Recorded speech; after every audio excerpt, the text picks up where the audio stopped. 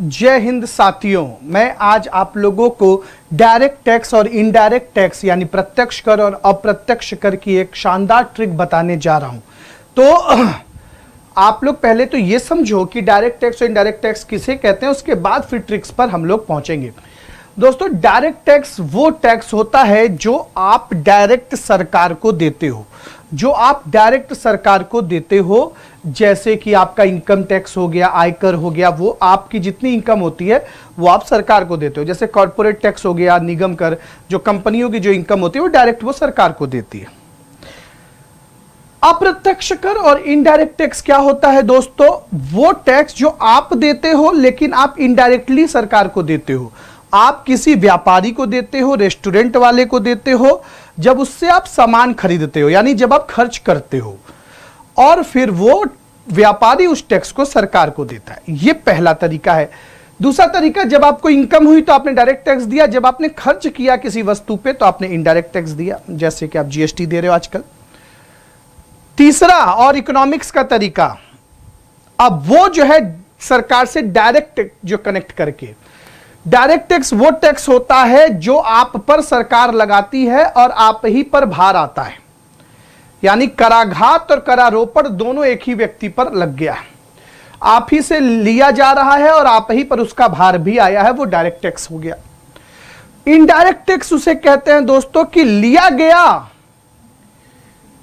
जिस व्यक्ति से, वो उसका भार किसी और पे ट्रांसफर कर देता है, यानी कि जिसमें भार ट्रांसफर किया जा सकता है वो अप्रत्यक्ष कर होता है, जिसमें भार ट्रांसफर नहीं किया जा सकता वो प्रत्यक्ष कर होता है।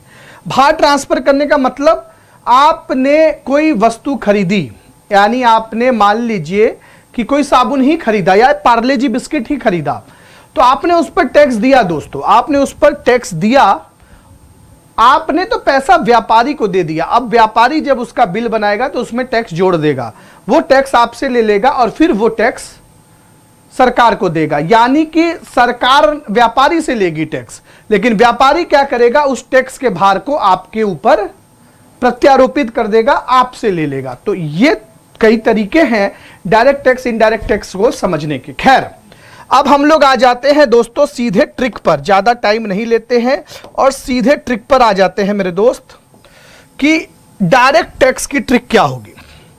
डायरेक्ट टैक्स की ट्रिक क्या होगी? डायरेक्ट टैक्स, कुछ टैक्स ऐसे भी होंगे जो खत्म हो गए हैं, कुछ ऐसे भी होंगे दोस्तों जो अभी चल रहे हैं। तो इसे हम लोग याद रखते हैं wipro.co.in से, wipro.co.in से। वी से हो जाएगा वेल्थ टैक्स। दोस्तों, वेल्थ टैक्स पहले हमारे देश में संपत्ति पर जो इनकम अर्न होती थी उस पर लगता था।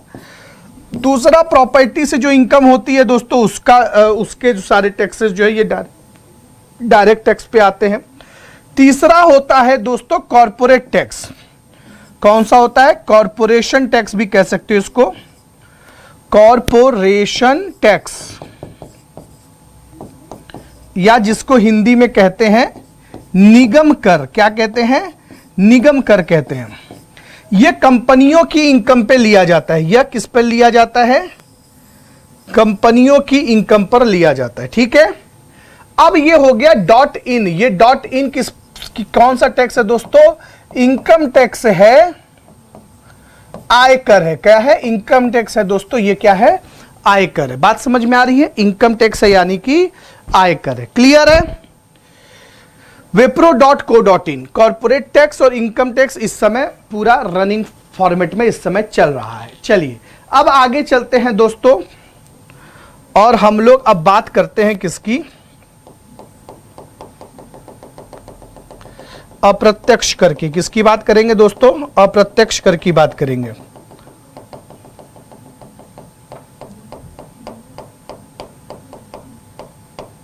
देखिए, अब हम लोग किसकी बात करेंगे मेरे दोस्त? अप्रत्यक्ष कर की हम लोग बात करेंगे। अप्रत्यक्ष कर को कैसे याद करें? कौन से टैक्सेस अप्रत्यक्ष कर में लगेंगे और कौन से नहीं लगेंगे? तो याद रखिए दोस्तों, इसके लिए ट्रिक है हमारा excuse me GST. Excuse me GST, ये इसका ट्रिक है। ठीक है, एक्सक्यूज से क्या हो जाएगा दोस्तों, एक्साइज ड्यूटी हो जाएगा। क्या हो जाएगा, एक्साइज ड्यूटी हो जाएगा। ठीक है, एक्साइज ड्यूटी यानी कि जब कोई वस्तु हम लोग निर्माण करते हैं, यहां पे उत्पादन होता है भारत में, तो जब वो फैक्ट्री से निकलती है तो प्रारंभिक इनिशियल पॉइंट पर ही जो टैक्स ले लिया जाता है या जो शुल्क ले लिया जाता है उसे हम एक्साइज ड्यूटी या उत्पाद शुल्क कहते हैं। क्या कहते हैं, उत्पाद शुल्क कहते हैं दोस्तों। ठीक है, क्लियर है। उसके बाद आता है दोस्तों कस्टम ड्यूटी। कस्टम ड्यूटी, जो सामान इंडिया में नहीं बना है, विदेश में बना है, वो जब भारत में आता है तो जो टैरिफ लेते हैं, जो टैक्स लेते हैं उस विदेशी वस्तु पे, उसे हम कहते हैं कि custom duty. Initial entry point पर ही हम लोग उस पे टैक्स ले लेते हैं, अपना ड्यूटी ले लेते हैं, अपना शुल्क ले लेते हैं सीमा पर ही, इसलिए इसे क्या कहते हैं, सीमा शुल्क। सीमा पर कस्टम वाले चेक कर लेते हैं कि कस्टम ड्यूटी पेड है कि नहीं है। ठीक है, इसके बाद दोस्तों एक हुआ करता था सेवा शुल्क, सर्विस टैक्स। सर्विस टैक्स यानी कि सेवा कर, यानी इसको सर्विस टैक्स लिखते हैं तो वो ज्यादा आप रिलेट कर पाएंगे। सर्विस टैक्स लिखा जाए। ठीक है, क्लियर है, सर्विस टैक्स।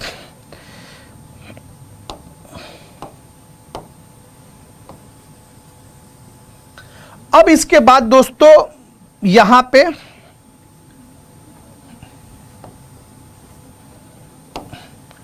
एक्सक्यूज मी क्या हो जाएगा, एक्सक्यूज मी क्या हो जाएगा। मार्केट में दो तरीके के टैक्स लगते थे, सेल टैक्स और एक दोस्तों लगता था आपका वैट, वैल्यू एडेड टैक्स। ये वैट भी क्या था, इनडायरेक्ट टैक्स था, क्योंकि वस्तुओं और सेवाओं पे लग रहा है। वस्तुओं और सेवाओं पे जो टैक्स लग रहा है वो सब क्या होती है, इनडायरेक्ट टैक्स होता है। अब दोस्तों ये sale tax, service tax, VAT और ये सारे टैक्स खत्म करके कौन सा टैक्स आ गया, जीएसटी आ गया। यहां ई से एक टैक्स होता है जिसे याद रखिएगा दोस्तों, जिसे हम मनोरंजन कर कहते हैं, यानी इंटरटेनमेंट टैक्स कहते हैं, इंटरटेनमेंट टैक्स कहते हैं। ठीक है, याद रहेगा, इंटरटेनमेंट टैक्स। और जीएसटी ने तो दोस्तों कमाल ही कर दिया। एक्सक्यूज मी जी, एक्सक्यूज मी जी, एक्सक्यूज मी जी, एसटी। ये जीएसटी ने तो कमाल ही कर दिया दोस्तों। जीएसटी के आने से 1 जुलाई 2017 को जीएसटी के आने से 17 तरीके के इनडायरेक्ट टैक्सेस खत्म हुए। कैसे टैक्स खत्म हुए, इनडायरेक्ट टैक्स जो वस्तुओं और सेवाओं पे लगते हैं वो टैक्स खत्म हुए थे दोस्तों। और 23 तरीके का उपकर खत्म हुआ। उपकर, सेस को दोस्तों उपकर कहते हैं, जो कर के ऊपर कर लगता है वो उपकर कहलाता है दोस्तों।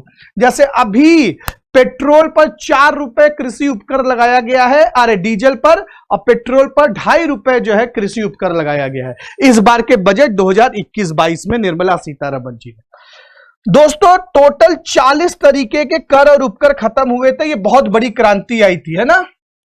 तो बहुत सारे टैक्सेस खत्म हो गए जो इनडायरेक्ट टैक्सेस में थे, लेकिन अब जो बचे हैं उन्हें आप ऐसे याद कर सकते हैं, एक्सक्यूज मी जीएसटी से।